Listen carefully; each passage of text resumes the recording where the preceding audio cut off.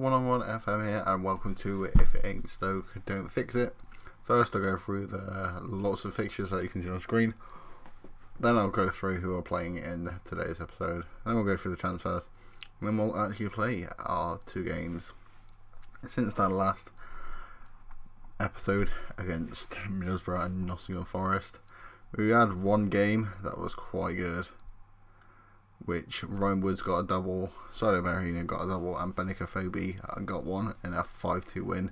And then the number was 5 again, but this time didn't win in 5. A 1-1 draw against Derby, Saido Berahino getting the goal, a 2-1 defeat to Ryan Shawcross, a Ryan Woods own goal, and a Ryan Shawcross goal.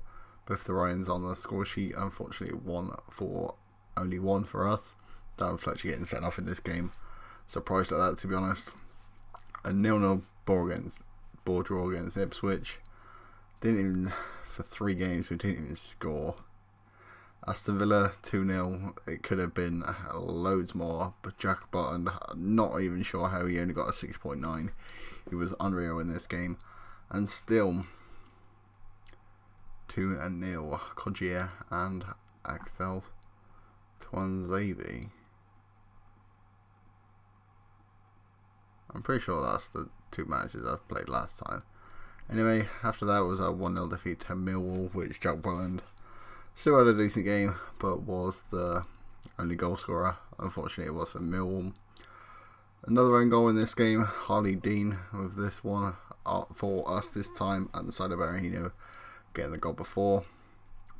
Second win on the trot on there before he slipped up and when knocked out of the round to FA Cup. Verlinden, the youngster, got a double. Hasn't really scored before or after that. Jack Button on a 7.2 and we conceded 2. Just shows how good he is. Especially if I go on home, he's the highest average rating, which says a lot, especially when we are second in the league. 2-1 defeat against Huddersfield. You can see that the side we played, it was really a rotated side. We didn't really take it very seriously. I'm surprised we didn't get battered a bit more, but just shows how bad Huddersfield are. After that was a 2-1 win over Brentford. You might see some of the new signings here. Nick Powell, Josh Brownhill, and Bruno Martins in the action, with Josh Brownhill getting sent off. 2-0 defeat to Leeds, and then we have our current run at the moment, our 4-win streak. First, Andreas Pereira getting the only goal in a 1-0 win over Ipswich. After that, Benik Afobe getting a late extra time winner over away at Hull City. 3-0 home win against West Brom. Could have been even more. Jack Button under 7.2 once again. And just played Wigan Athletic. Benik Afobe and Andreas Pereira penalty, saying all 3 points for Stoke City at the DW Stadium. Anyway, you've seen a couple of the transfers. Let's go with it. After that, January, we had Benik Afobe in from Wolves. This is already done in before, along with this Ryan Woods one. Nick Powell and Josh Brownhill. We'll click on them quickly. Just want to talk about it. I did bring in Nick Powell and Josh Brownhill really early in the transfer window, and then basically the rest of them quite late in the transfer window. Andreas Pereira came on a loan, only 9k a week wages as well for a player of his quality, and been transfer listed by United, so we could get him at the end of the season if he would want to join us, but it's still a pretty good signing. Diego Dallo, youngster right back also from Man United, just bringing all the Man United players to Stoke. Angel Gomez, bit of a squad player, someone to play on this left hand side, seeing as I had like 3 injuries at the point, and it's Angel Gomez, why not? Manuel Lanzini is a questionable one. He was transfer listed by West Ham, and I'm not even sure why. Didn't really play that well in his first game. It seemed to pick up more trouble than it was worth, but a goal and assist in his second game, and it looks like he's going to be one of them Mr. Inconsistent players. where you don't know what you're going to get out of him. After that, we had a bit of a defensive crisis, and still the couple defenders leaving, half the squad was moaning because we didn't have defensive option. Brought in Adrian Mariappa. It was only for 1.2 million, so I'll take that every day of the week. And then Roman Berkey, Champions League quality keeper, not getting many games at Dortmund, I say that. I don't even think Dortmund even played any games. We're playing 925k a month. I don't actually remember doing that. Anyway, on to the outs. I don't know how many you've seen. Ibo Afellay went out. Mambaram Diouf was moaning about first team football, and then he went to Hoffenheim. 4.1 million, rising to 6.5 with add-ons. Bojan, it was literally scored one goal for me and then didn't do anything else for 12 million. Youngster James Butler went to Altrincham. Adam Federici went to Chelsea for 1.5 million. Literally half of these players that left, we just moan about first team football, and I'm not sure I recognise any of the rest of them, except for Harry Sutar went on loan to Exeter, who played a decent couple games. But we are the busiest team in this division with transfers, and we spend the biggest spenders with the highest wages, not surprising. But anyway, let's get into this double episode game. Firstly, away at Ipswich, and then at home against Aston Villa. Here are then kicking off. Ipswich to kick us off, playing in a pretty similar kit. Not sure how the referee has allowed us to do that. Corner from Charlie Adam. Martin Dizzy knocks it down into the back of the net. I thought he was going to knock it down towards a lot of... well, there's like 90% of the team in the Ipswich box. I thought he was going to knock it back for someone else to finish it, but finished it himself. Goal kick for the Ipswich keeper. Another one of them keepers that I can't remember or can't pronounce his name. Gomez inside to Brownhill towards Lanzini. Back to Angel Gomez. Got two players on his side. Forward to Brownhill. Shot from long range. And wow. Josh Brownhill. I mean, it's only his second goal since coming here. First one for Stoke. And wow. Hughes with a free kick. Butland out to Graham. Evra launches it. And not sure why we need that. Well, then second half we are kicking off. Supposed to be 2-0 up, to be honest. That's really the only two chances we've created, really.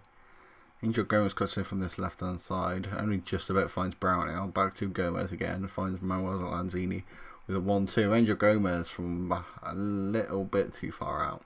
Keeper to John Nolan. Gets cut out by a mixture of the players. Phoebe tried to play up Gomez, but Switch cut out and launched an attack of their own. Harriet to Dobra. He's got a player. Looks like he's offside. By the time he was onside, got tackled by Evra and then won it back towards Angel Gomez. Needs to pass it, I'd think, or not. Towards Brownhill now. Not got that much fitness, but playing quite well, and tries to go for another one of them long shots. Throw-in to Little. Back to the throw-in taker. Powell away. Mark Little. Cross it in to Dobra. Jack Buttons. I mean, he's made some saves on here where you're like, how does he do that? And I'm not going to look at the replay, but it doesn't seem like I probably should do. Last couple of seconds now. Throw in towards Angel Gomez. Towards Charlie Adam. Don't throw this away now. Playing it around the back. Not exactly the best way to do it. Verlinden going to attack his fullback. That to Nick Powell to Charlie Adam. Playing it around. There is the full-time whistle. First game of the episode ends Ipswich 1, Stoke City 2. Pretty dominating performance. No one would be happier than the Stoke dressing room, as you've seen from them. Pretty much post-match comments. Anyway, let's get into that second game against Aston Villa. Here we are then, second game of the episode. Aston Villa gets kicked off. Same start 11 as the last game against Ipswich. Don't see why not. They played quite well. Hutton to Hourihane, first chance of the game. Only a couple seconds into half time. Grealish to Hutton. That's got a bit of an injury on him. To McGinn, he scored that really good goal in real life a couple weeks ago. McGinn to Grealish. And Zagi cut out back to Grealish. And he was just under way too much space. Jack Grealish, we all know what quality he's got. Not really a fan's favourite, but if he's going to score goals like that put Villa into them promotion spots, then Villa fans are going to be pretty happy bunnies. Second half kicks off. Adam to Mariappa to Angel Gomez on this left hand side. Going to go on one of the mazy runs that he loves to do. Goes past one and nearly gets past the second one. Martin Dizzy back to Gomez for a second try.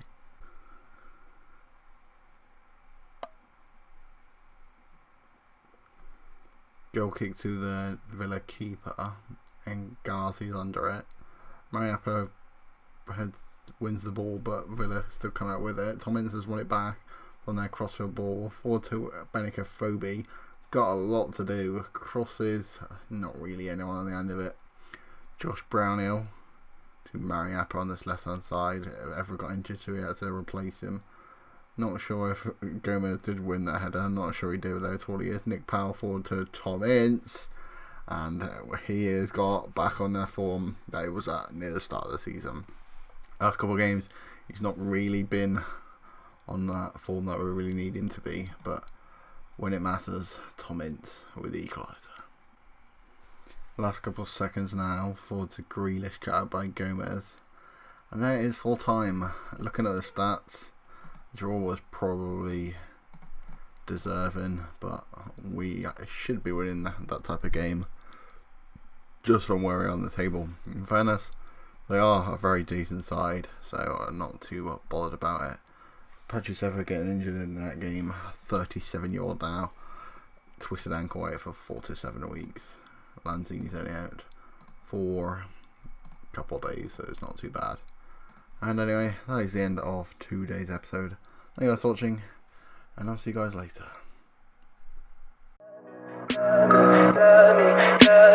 Tell me pretty lies, look me in the face. Tell me that you love me, even if it's